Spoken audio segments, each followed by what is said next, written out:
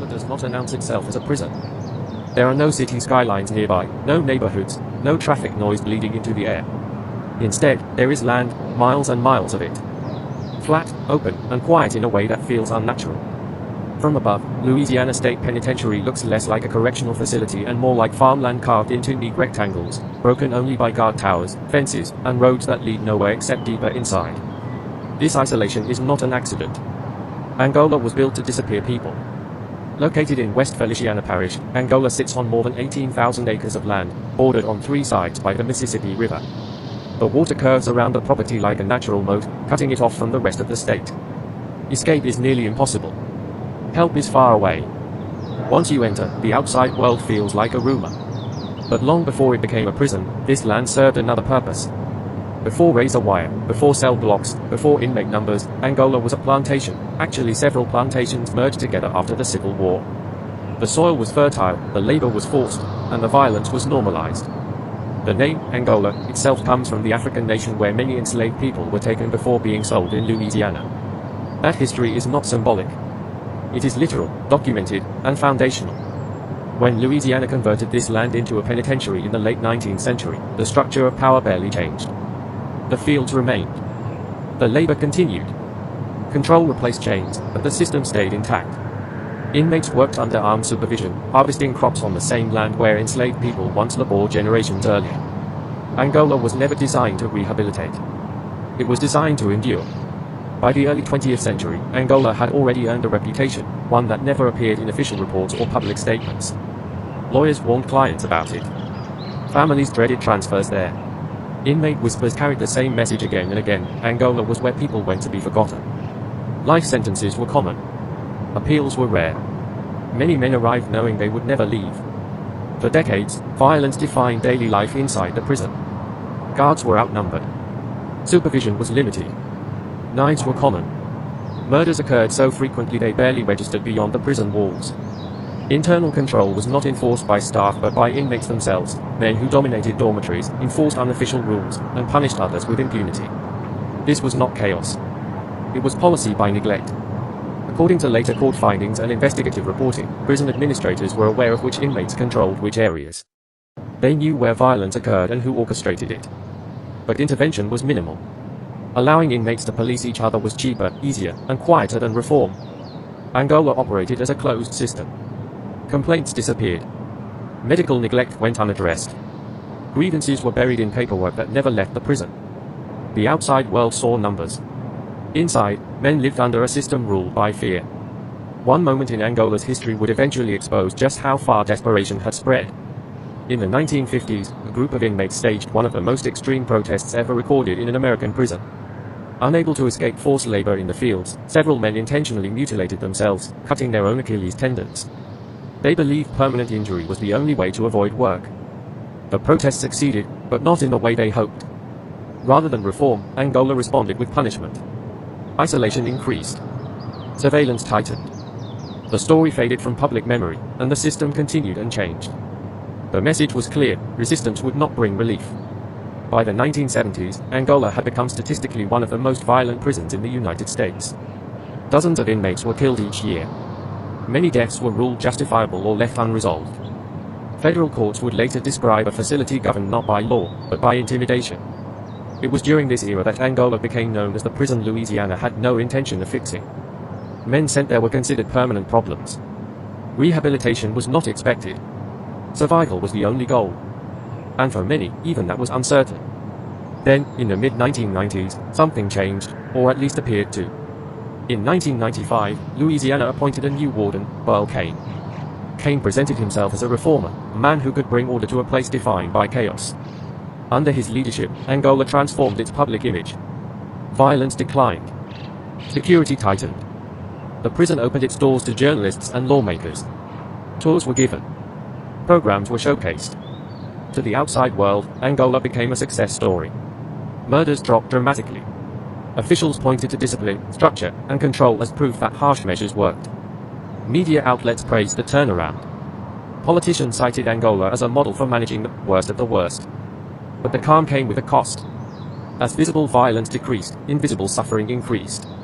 According to lawsuits, court filings, and advocacy reports, Angola expanded its use of solitary confinement. Isolation became routine. Entire populations were locked down for extended periods. Movement was restricted. Human contact was reduced to a minimum. Nowhere was this more evident than on death row. For decades, men on Angola's death row were held in near total isolation. Locked in small cells for 23 hours a day. Outdoor recreation was rare. Meaningful social interaction was almost non-existent. Some men spent decades without touching another human being. The state justified these conditions as necessary for security. Mental health experts disagreed. Psychiatrists warned that prolonged isolation caused severe psychological harm, hallucinations, paranoia, depression, and cognitive decline. Inmates deteriorated slowly, often silently. Some stopped speaking altogether. In 2015, a federal judge ruled that Angola's death row conditions were unconstitutional. The court described isolation so extreme it amounted to psychological torture. The ruling forced changes and, more importantly, validated decades of inmate testimony that had been dismissed as exaggeration or lies. The walls had started talking. As scrutiny increased, allegations surfaced that went far beyond solitary confinement. Claims of guard brutality. Retaliation against whistleblowers. Smuggling. Misuse of inmate labor. Some allegations were proven in court. Others remained disputed. But the pattern was impossible to ignore. In 2016, Kane resigned. The resignation followed investigations into the use of inmate labor for projects unrelated to prison operations. Kane denied wrongdoing, and no criminal charges were filed. Still, the optics shattered Angola's carefully constructed image. What emerged was a more complicated truth. Angola was not simply violent or corrupt. It was efficient. It functioned exactly as designed, isolating men society no longer wanted to deal with, containing them indefinitely, and doing so within the boundaries of the law. Today, Angola still houses thousands of inmates, most serving life without parole. Many will die there. The prison continues to farm its land using inmate labor, a practice permitted under the 13th Amendment, which allows forced labor as punishment for a crime. Critics call it slavery by another name. The state calls it rehabilitation. Both sides point to the law. Angola is not one story. It is many layered together: history, punishment, tradition, and silence. To understand its corruption, you have to look beyond individual abuses and examine the structure that allowed them to persist for over a century. Because the most disturbing question is not what happened inside Angola. It is why it took so long for anyone to listen. Inside Angola, survival is not about strength alone. It is about adaptation. Every day follows a rigid structure that feels predictable from the outside but oppressive from within. Count. Work. Count again. Meals at fixed times. Movement controlled by whistles, keys, and commands. The system reduces human life to schedules, and over time, those schedules begin to replace identity.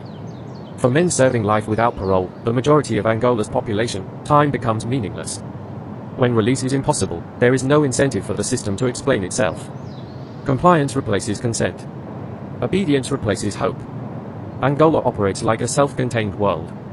It has its own labor force, its own economy, its own social order. Inmates farm crops, raise livestock, repair roads, cook food, clean facilities, and maintain infrastructure across thousands of acres. From sunrise to sunset, men in uniform move across land that once functioned as plantations, a historical continuity that critics argue is impossible to ignore. Officially, this labor is framed as rehabilitation. Skills training. Structure. Discipline. But for many inmates, the reality feels different. Wages, if paid at all, are measured in cents per hour. Refusing work assignments can result in disciplinary action, loss of privileges, or segregation. The message is simple: participation is not optional. The labor system reinforces hierarchy. Those assigned to less physically demanding jobs often gain marginal advantages: indoor work, limited autonomy, protection from harsher conditions. Others remain in the fields year after year, their bodies wearing down under heat, repetition, and age. Angola does not rush men through this process. It has time. Official authority belongs to correctional officers, but real influence inside Angola is layered and complex. In certain housing units, informal inmate hierarchies quietly govern daily life. These structures are not acknowledged in policy manuals, yet they are widely understood by those who live there. Older inmates, long-term prisoners, and individuals with reputations carry weight. Conflicts are often resolved before staff ever intervene, not because peace exists, but because escalation is costly. The system rewards stability, even when stability is maintained through fear. This balance is fragile. When it fails, discipline is swift and absolute. Perhaps the most damaging element of Angola is not violence, labor, or isolation, but certainty. When a man knows he will never leave, motivation erodes in subtle ways. Appeals feel symbolic. Grievances feel performative. The future becomes theoretical. Some inmates adapt by embracing routine. They become mentors, teachers, clerks, artists. They carve meaning out of repetition. Others withdraw completely. Mental health struggles are widespread. Depression is common. Anxiety is constant. Access to treatment exists, but resources are limited, and demand is endless. Angola does not break men quickly. It wears them down slowly. Correctional officers operate under intense conditions. Long shifts. Constant vigilance. Limited staffing. High-risk populations. Many enter the profession believing in order and structure, only to discover that enforcement without resolution takes a psychological toll. Burnout is common. Some officers become rigid. Others disengage emotionally. A few cross lines. Investigations occur, but accountability is inconsistent. The system prioritizes continuity. Disruption is costly. Inside Angola, everyone adapts, inmates and staff alike, because adaptation is the only way to endure.